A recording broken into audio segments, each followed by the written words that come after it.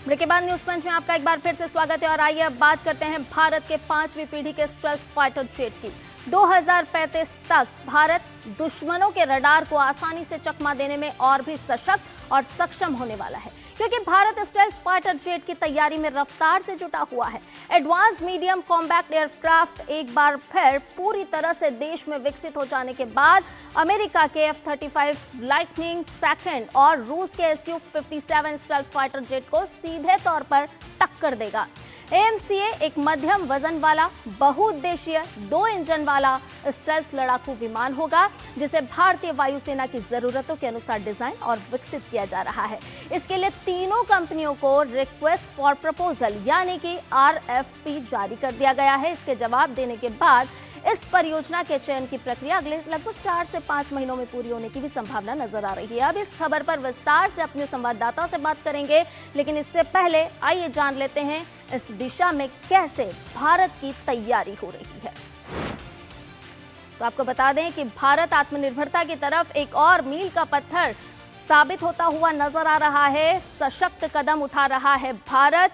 Larsen and Toubro यानी कि जो 3 कंपनियों की हम बात कर रहे हैं उसमें शामिल है Larsen and Toubro, Bharat electronic limited consortium, Tata advance systems, Bharat forge, BEML consortium और प्रोटोटाइप डिजाइन के लिए तीनों कंसोर्टियम में प्रतिस्पर्धा साफ तौर पर नजर आ रही है। यानी कि इन जो कंसोर्टियम है इनमें से किसी एक को ये प्रोजेक्ट मिलने वाला है और उसके बाद भारत आत्मनिर्भरता की उड़ान भरने के लिए सीधे तौर पर तैयार हो जाएगा। रक्षा क्षेत्र में भारत मजबूती के साथ लगातार आगे बढ़ रहा है और अपने आप को अपडेट भी कर रहा है।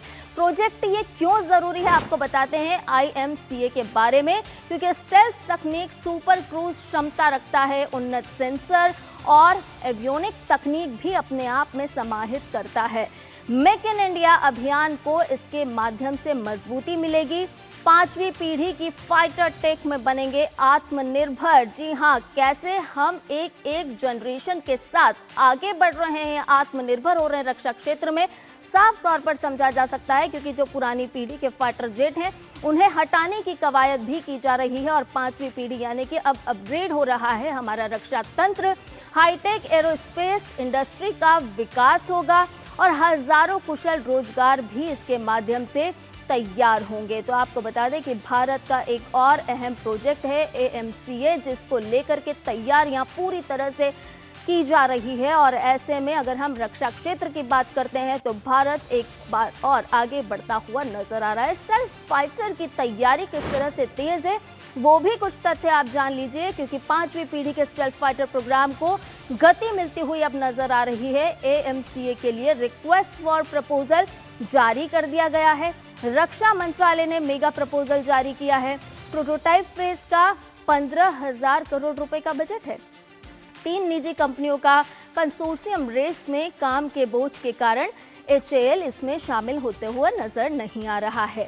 अब आपको टाइमलाइन के बारे में भी बता देते हैं, क्योंकि भारत कैसे रक्षा क्षेत्र में दिन प्रतिदिन उन्नति कर रहा है, तो आप टाइमलाइन को भी समझिए इसकी। 2026 प्रोटोटाइप RPF फेज और उसके बाद 2029 जिस 2035 तक के लक्ष्य की हम बात कर रहे हैं तो उसकी टाइमलाइन आपको बता रहे हैं कि 2029 में किस तरह से ये प्रोजेक्ट आगे बढ़ेगा। तो पहले प्रोटोटाइप की उड़ान का लक्ष्य 2029 के लिए निर्धारित किया गया है। वहीं 2030 से लेकर 32 के बीच की अगर हम बात करते हैं तो फ्लाइट टेस्टिंग की यहाँ पर शुरुआत होती हुई नजर आएगी।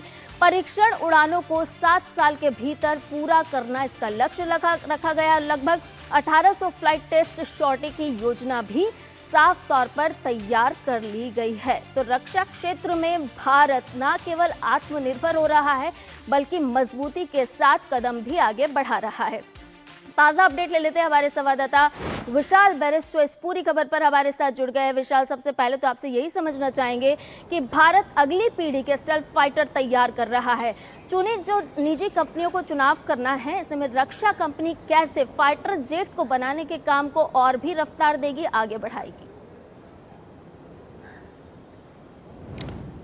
देखिए संध्या, सबसे पहले हमें ये समझना होगा कि 2024 में जब एरो इंडिया शो हुआ था बेंगलुरु के अंदर, तो उसके अंदर अमेरिका और रशिया दोनों ने अपने एडवांस वर्जन को पेश किया था।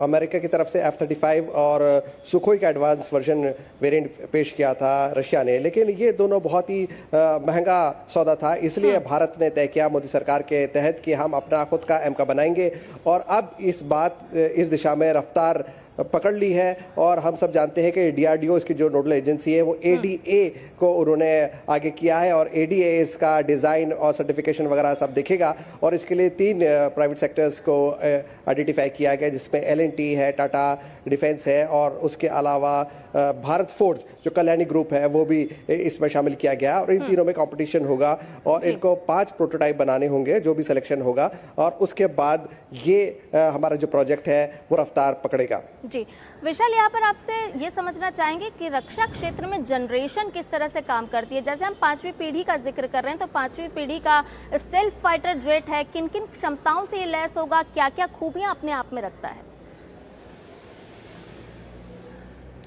देखिए संध्या, अगर हम जनरेशन की बात करते हैं तो कोई एक ऐसा नहीं है कि सिंगल लाइन में आप डिफाइन कर देंगे कौन सी जनरेशन का है। आप दर्शकों के समझने के लिए मैं बता दूं कि जो हमारा रफाल फाइटर जेट है वो 4.5 जनरेशन का एयरक्राफ्ट है, और अभी 5th जनरेशन के एयरक्राफ्ट अमेरिका, चाइना और रशिया के पास हैं। और जनरेशन का जो मानक तय होता है वो होता है कि कितना आर्टिफिशियल इंटेलिजेंस उस पर यूज़ किया गया है, कितना उसके अंदर एवियोनिक्स एडवांस है। और ये सुपर क्रूज एयरक्राफ्ट है। सुपर क्रूज का मतलब ये होता है कि आपको मार्क 3 की स्पीड अचीव करनी है, यानी कि साउंड बैरियर आपको तोड़ना है। अभी हमारे पास जो जहाज़ है उससे बेहतर ये इसलिए होगा कि हमारा जो एमका बनेगा उसमें इंटरनल बे की क्षमता, यानी कि आपके हथियार अंदर रहेंगे। 15,000 किलो के हथियार वो अपने इंटरनल बे में रख सकता है, और बाहर 5500 किलो के हथियार वो रख सकता है। इसके अलावा जो खास बात यह है कि सुपर क्रूज जो है वो एक आपको एडवांस टेक्नोलॉजी देता है कि आपको आफ्टर बर्नर्स यूज नहीं करें। जैसे MiG-29 के अंदर आप साउंड स्पीड का बैरियर तोड़ने के लिए आप आफ्टर बर्नर यूज करते हैं, तो आपकी पूरी फ्यूल जो है वो 15 मिनट में खत्म हो जाती है। और इसके अलावा इंफ्रारेड सिग्नेचर, यानी कि वो हीट जनरेट करता है, उससे भी आपका जहाज पकड़ में आ जाता है। तो ये दोनों चीजों से हमें फायदा होगा। सुपर क्रूज की फैसिलिटी टेक्नोलॉजी हमारे पास होगी, और एडवांस एवियोनिक्स इसमें शामिल होगा। चलिए, बहुत धन्यवाद विशाल तमाम जानकारी हमसे साझा करने के लिए। और आइए अब बात औद्योगिक